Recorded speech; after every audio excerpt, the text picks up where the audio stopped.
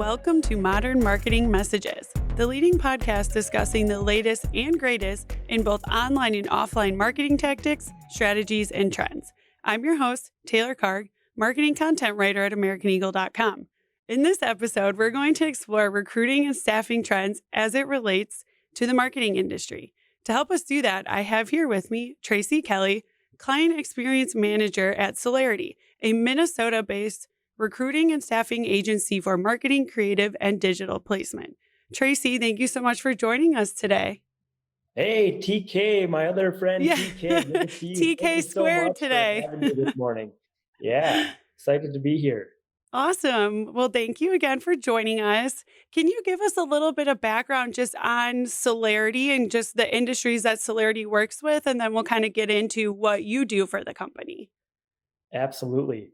So, Celarity has been helping people find happy careers for over 30 years. We specifically work with marketers. So, people that are looking for jobs in marketing. We don't work in any other industries. And we do a combination of both staffing or consultant work. So, these are people that are coming in for either temporary assignments or long term temporary assignments. And we also do permanent placement, also known as direct hire. So, bringing somebody on directly for one of our clients. Oh, that's awesome. And I just noticed the TK shirt. I love it. I got to get me one of those. Absolutely. Got to have some personal branding.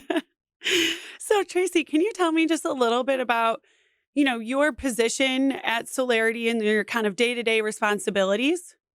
Yeah. So at Celarity, we're what's called a split desk organization. That's what they call it in the recruiting world. And so in split desk operations, you have two sides of the equation, if you will. One side is specifically working with candidates. So we call them recruiters. So going out finding candidates for open jobs that we work with.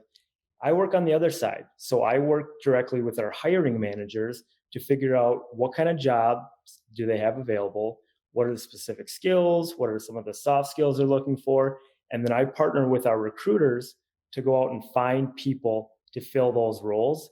And I work directly with the hiring managers to coordinate interviews and ideally coordinate offers. Oh, that's awesome. I've never heard of the split desk kind of thing. So that's interesting to know. Yeah, in our world, just to provide a little bit of context, Yeah. there is split desk where you have, again, recruiters and client experience team members. And then they also have full desk where you are working with the hiring manager and then going out and finding the candidates. Oh, And we okay. see full desk tends to be with higher level, more executive level recruiting. And split desk tends to be with the types of roles that we fill, where we're looking for people typically with 2 to 10 years of experience. Oh, okay. I gotcha. So can you tell me a little bit about, your experience in marketing and even, recruiting and staffing and kind of what led you to Celarity? Yeah. So I've been doing marketing since I was about 13. I grew up, Wow. my parents own a small family business. My first marketing job was helping them create flyers and price lists, and ended up doing a marketing degree in college. I got into sales and marketing through manufacturing companies and did that for a couple of years. Eventually, I got a call from a good friend of mine, somebody I went to high school with, and said, "Hey, I work at this digital marketing agency. We're growing. We need somebody with sales experience." And so I had sales experience, I had marketing experience. I ended up working at in digital marketing agencies. I worked for a couple digital agencies, and pandemic hit, right? Everybody had a really good opportunity to reflect and think about, hey, what do I want to do with my career? And Yeah. during the pandemic, a lot of marketers reached out to me because a lot of marketers were laid off, right? When the economy gets tough, the first thing that people let go is marketers. Hmm. And I've got a really solid network in the Twin Cities, Minnesota area. And I was having one or two conversations a month with people looking for marketing jobs. And I thought, this is an actual career path. Maybe I should explore that. And so I did a bunch of research and I learned that Celarity here in the Twin Cities has got a very, very well respected reputation.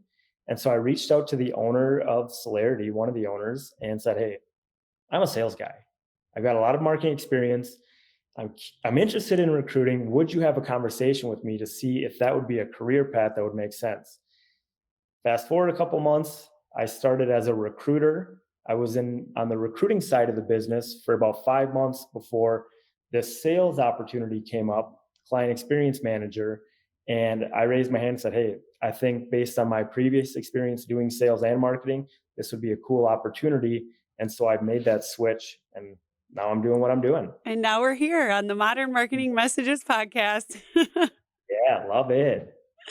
So let's jump right into some of the recruiting and staffing trends you've seen in the marketing industry. Can you tell me about, a few high level trends you've seen recently? Yeah, so up until like the last couple years, we've seen a lot of direct hire or permanent placement roles. Companies saying, "Hey, I want to grow my internal team and I want to bring people in-house." Well, we're starting to see a shift. We're recording this at the end of summer 2022, Yeah. and there was recently a study that came out that said over 75% of business leaders are saying that they're open to hiring freelancers or consultants or contractors instead of hiring full-time employees. And that is directly related to the fact that we're coming into another time of economic uncertainty. Yeah. So companies are interested in other than full-time opportunities. And this coincides with kind of what's going on with the candidate pool. More and more people are participating in the gig economy by doing freelancing or other work outside their 9 to 5 typical jobs. So that is the biggest trend that we're seeing right now is just more and more companies that have never hired freelancers, Yeah. that have never hired contractors or consultants. They're starting to move that way as a way to hedge for potential uncertainty and simply because more and more people are open to it. I've actually have experience as, both a freelancer and a contract writer. And I've had multiple clients, over the last 4 to 5 years of just strictly freelance business or contracting. And so I've definitely been there. Yeah, Has, I oh, highly sorry. recommend it. I also have got a couple freelance clients, and it's for me, I look at it as two things. One, who doesn't like the additional income? Yeah. But two, as somebody in the marketing world, but more on the sales side, this is a way for me to hone my marketing skills and make sure that I can have good conversations. And somebody like you who is producing content on a regular basis, if you can go out and find additional passion projects or just areas to sharpen skills that maybe you weren't in your 9 to 5, it's going to help you long term as well as, again, making a few extra bucks in the short term. Yeah, absolutely. Do you think that the industry has been affected by what they call the great resignation? And for those who may not know, the great resignation is a term that describes, the record number of people that were, leaving their jobs since the onset of the coronavirus pandemic. Have you guys, seen that or dealing with that? Well, we are recruiters. And so when somebody leaves one role, they need to go to another role. So, yeah, we've been very, very busy during the great resignation. And with all of the changes, it's kept folks like us very busy in terms of we have a lot of hiring managers coming to us saying, "Hey, we just lost a very important role. We need to get it filled." And then we're talking to candidates on a day to day basis that are saying, "My friend just left their job," or, "I've gotten the opportunity to think about what's important to me. Maybe I should start proactively looking for new opportunities." Yep, that's interesting. So, what kind of marketing roles are popular right now? And why do you think that those particular roles are so in demand? Yeah. So I took a look at the most popular roles that we've hired for internally at Celarity the last couple of years. The three most popular roles are marketing project manager, Wow. web designers, and digital marketers. I also did some digging and found that LinkedIn put out a survey recently this year, and what they are seeing for the top marketing jobs are digital marketing specialists, digital account executives, and social media managers. So, why would those be popular, right? So, again, when the Great Resignation hit, when COVID hit, the first people that were let go were marketers, Yeah. right? Hmm. It happens every time. And so, a couple things. So, not only were people laid off, but COVID didn't really make digital marketing a nice to have or we should probably have. It made it a we need to have this. So a lot of businesses that were lagging in that department, they didn't have a choice. Yeah. They had to make decisions, they had to make decisions fast. And so as I look at the two different kind of tiers of roles, so going back to Celarity, who we work with a lot of Fortune 1000s and marketing agencies. So the Fortune 1000s, why are they hiring digital project managers? Well, they had more digital Yeah. projects that they needed to be working on, right? And web designers, people were updating websites, making changes to that. And then digital marketers. And what I mean by that is SEO professionals, Google ad professionals. So let's just take a step back. So we've got more projects. We need to get the website updated and we Yeah. need to do the digital marketing to make it all happen, right? So Yeah. it's all a cohesive narrative. And then again, going back to what LinkedIn is seeing, digital marketing specialists, right? We've got all these digital campaigns that need to be executed. Digital account executives, those tend to be more agency side. These are people that are working with clients and putting together projects and programs. And then social media managers, again, it just falls into this narrative that companies had to react strong and they needed to increase their digital presence for two Yeah. reasons. One, that's where everybody was. And two, um, that's what we had available in terms of ability to go to work. Yeah, yeah. And even, at AmericanEagle.com here, I think most of our growth within the last, 2 years or so has been our digital marketing side. And I swear, like every week, there's new digital marketers getting hired because it's so in demand right now. Absolutely. Again, it was coming before the pandemic, Yeah. but it just like many things, it just got fast tracked as soon as that happened. Yeah.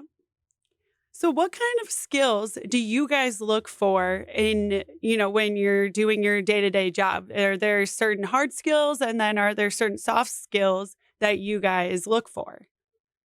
So again, we are recruiters. So we are working with our clients, Mhm. figuring out what are their needs, what kind of projects or programs, marketing campaigns are they working on. So a lot of that is dictated directly from the client.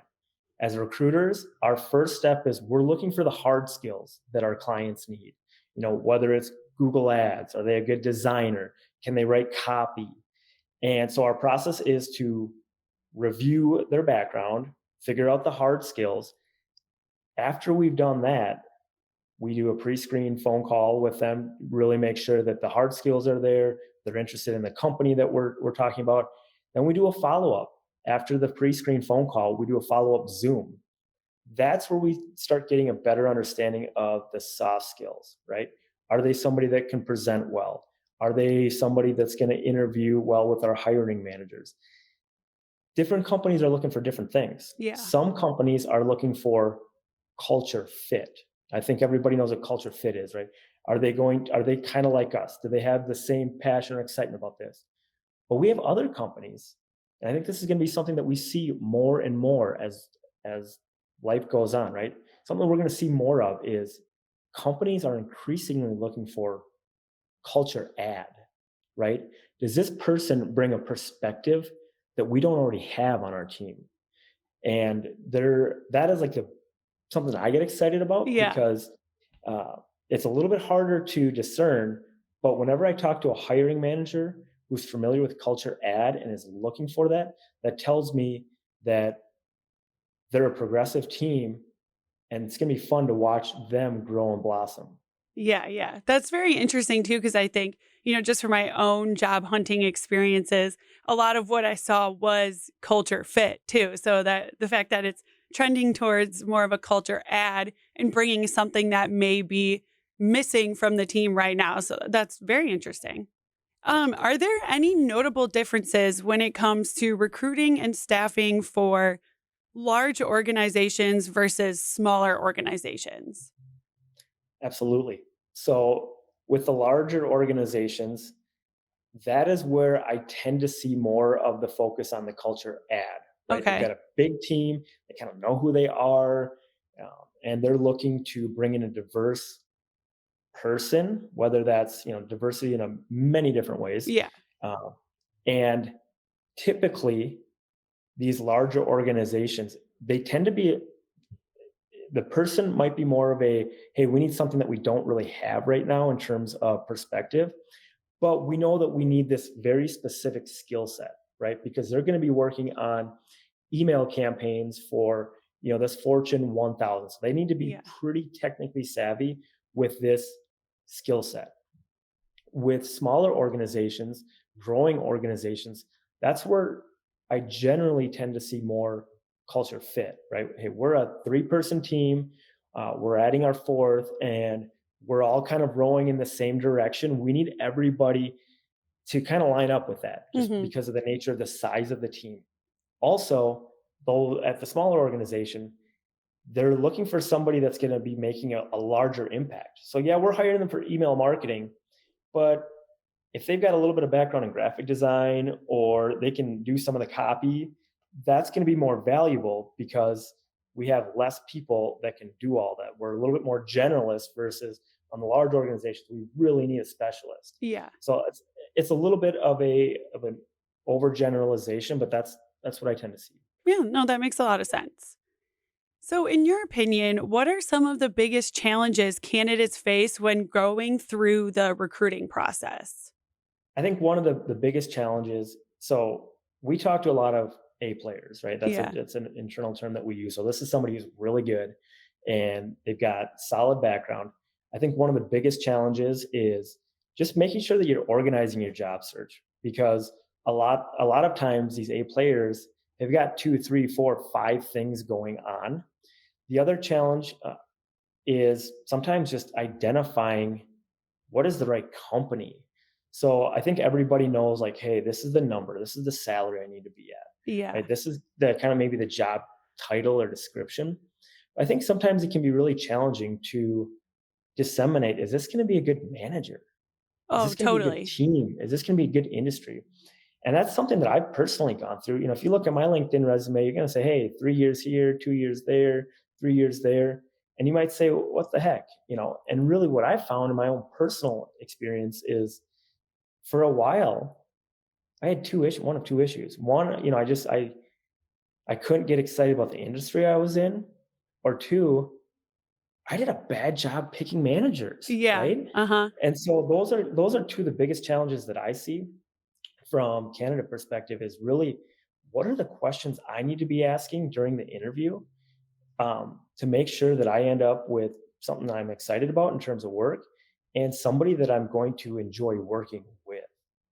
I think that's huge too. And now that you said that, like thinking about the questions as a candidate that you should be asking your, maybe future potential employees, that's extremely important because I feel like, some candidates, they don't want to seem like they're asking too many questions or asking like too much in depth because they really just want the people to like them and like seem like very happy and excited to be there. So that's a great point. One thing I always tell every candidate, even though I'm not working with directly with candidates on a Yeah. regular basis, I do get reach outs on LinkedIn every single week. And if you are a candidate, looking for career advice, I always take those calls. That's why I got into this. I like Yeah. helping people. I like having those conversations. But something that I always tell people is interviewing is a two-way street. You're interviewing them as much as they're interviewing you. And in today's world, especially I say this to all my A players, right? You have options.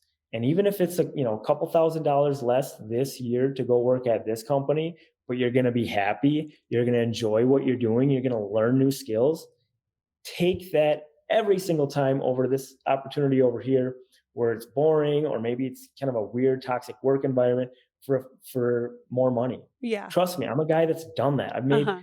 i've made decisions based on money over personal well-being, and I'll never do that again. But it took, unfortunately, I got to learn the hard way sometimes, Yeah. right? Yeah. No, that's great advice. So, on the contrary of my previous question, what are some of the biggest challenges you face in your day to day responsibilities? Yeah. So as recruiters, our biggest challenge is going out and finding people with the skill set Yeah. that we're looking for. Again, there are, well, I don't know if we talked about this, but one study showed that for every two openings there's only one actively looking candidate. Mm. And so it's this big challenge of finding the people, finding the skill set to line up with all these jobs. And I wish there was a way to just get people quickly up to date and educated on some of these skill sets. But the fact of the matter is, a lot of the skills that are needed in digital marketing are not taught in college, or they're not fully taught in school, right? So Yeah. I have a marketing degree, so I understand like marketing concepts, but they're not teaching HubSpot in college. Yeah. Or They're Google not Analytics or or how to use Google. any of those tools. Exactly, exactly. And the fact of the matter is the best way to fully understand Google Analytics, GA4, I know that was a topic on a recent podcast, Oh, is thanks for listening. you gotta you gotta get in there and do it. Yeah. You gotta get in there and play around with the tools. And here's the thing, you know, going from UA to GA4, you might know UA, but now they're switching to GA4. Uh So huh. it's changing constantly. Yeah. And so that is the hardest part. It's finding good talent that's looking for a new role to fill the specific skill set. Do you utilize any specific tools or resources to stay up to date with the new trends, in your industry in both, you know, the way you work as like a split desk guy and, any of that kind of stuff?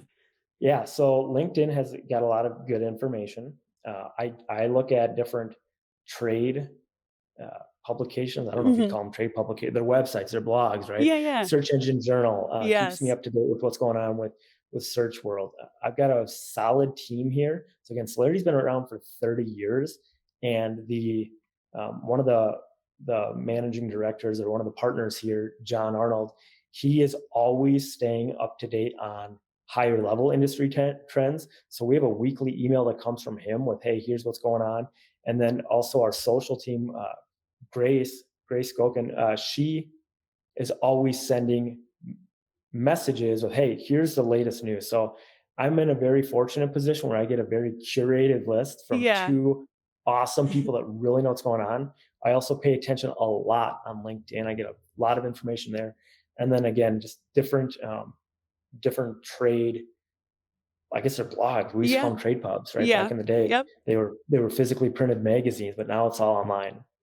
I think that's a fabulous idea and of, having, the subject matter experts kind of, let the whole team know, hey, once a week, here's the biggest things I saw this week. Here's what's trending. I think we should start doing that on our Yeah, team. I like it. Again, it's all, we're all, as a team, we're all rowing in the same direction, right? Yeah. And so, and what's nice about that is, we've got somebody like John Arnold and Robert Arnold. They're staying on top of these trends. I mean, that's what they do. They've been doing this for decades, right? Yeah. And so it's helpful for us as a team to get, here's the top headlines that you need to know based on what we're seeing. That's great. So, what direction do you see marketing, recruitment, and staffing heading toward in the next few years? Yeah, so it seems like polar opposite directions, but one thing, a big thing again, we went from predominantly doing consulting or staffing roles, and the last couple of years, it's been a lot of direct hire or permanent placement. I think for a lot of the medium size companies, they're going to want to continue to get those permanent placement direct hires. And part of what's fueling that is, if you look at the macro trend of what's going on in marketing, is more and more companies, when times are good, are looking to build in-house marketing teams.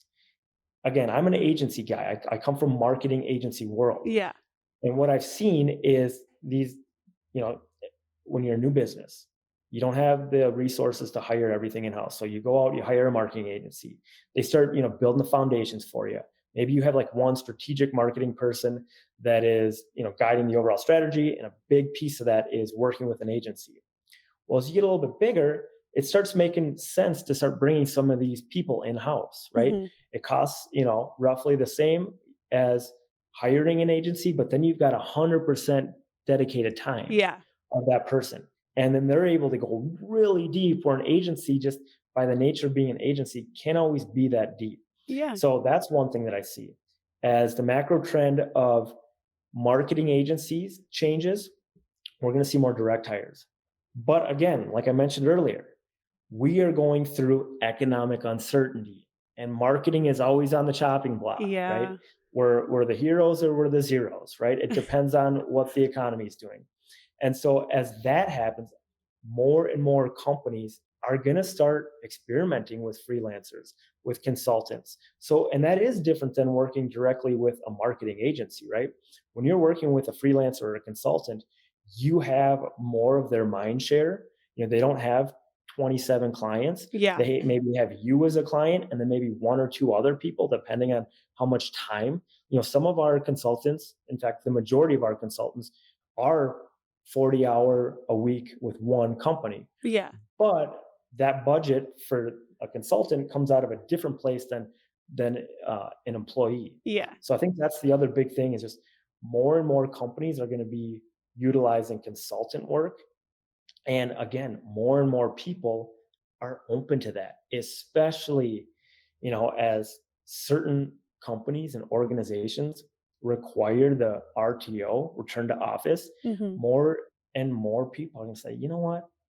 I've got a good thing working out of my own home, or Yeah. being able to, you know, visit my mom's house in Yeah. a state away. And I've got a nice, I still got my old bedroom where I can do my own work there. Like, why would I necessarily want to go into an office where I can work remotely? Yeah. And then as a consultant, and a lot of marketers are this way, myself included, is it's nice to have a little variety. Yeah. Yeah, absolutely.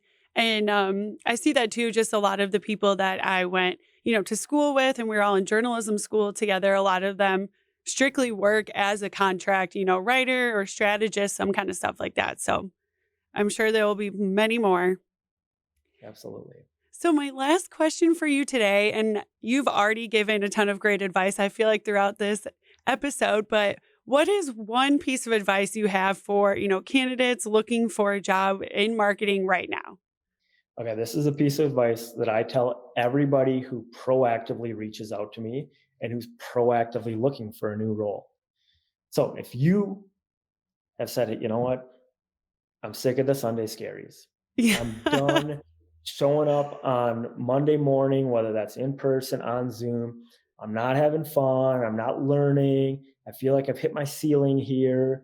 Maybe my boss is just a jerk, right? They call me at 6:30 at night just to say, you know, talk. I'm like, hey, we could have talked between 9 and 5. Yeah. So if you're looking for a new job, what I always tell people is talk to recruiters like me, find other marketing recruiters. We all have access to different jobs. So Yeah. get your information out to Celarity, to another marketing recruiting firm. Get your information out there. Have multiple people working on your behalf, because we all have access to different jobs. And our whole deal is we want to find the right job at the right company for the right person. Well, you and I might have a great relationship, but I might not have that right company or right job for you. So you need to be very proactive and get your information out there, so that you are setting yourself up for the best chance possible to find that right company and that right role. Yeah. That's great. That was, I feel like I'm going to share this episode with a lot of my friends who have been looking for jobs and have them Good. reach out to you. I love it.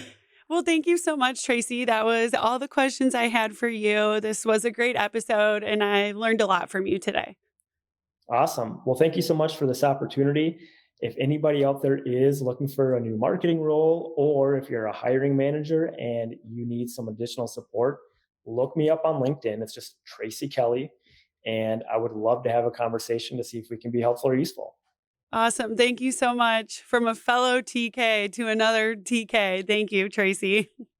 Sounds good. See you later. Thank you for listening to Modern Marketing Messages. For more information about the topics discussed today, check out the description of this episode.